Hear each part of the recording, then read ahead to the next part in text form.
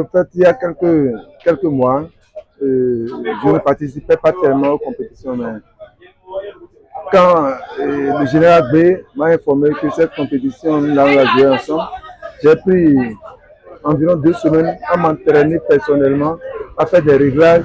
Et le jour J, voilà le résultat donné. C'était bon. À vrai dire, c'était parti de nulle part et ça c'est devenu quelque chose de bon. Parce qu'on ne s'est pas préparé en tant que tel, mais juste la confiance y était. Et l'amitié qui s'y trouve entre moi et mon partenaire était si grandiose.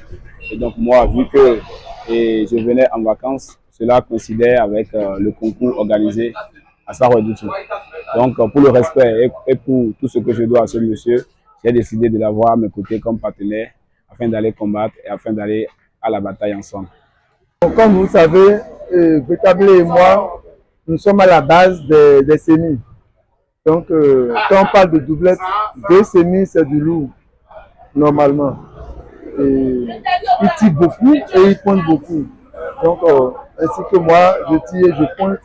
Donc, nous avons eu beaucoup d'avantages. Parfois, les gens pensent que nous allons tirer, mais on pointe pour leur faire mal.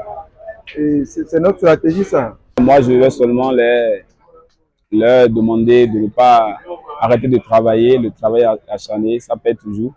Et aussi de jour en jour que l'on pratique la même discipline, on finit par gagner et augmenter d'expérience.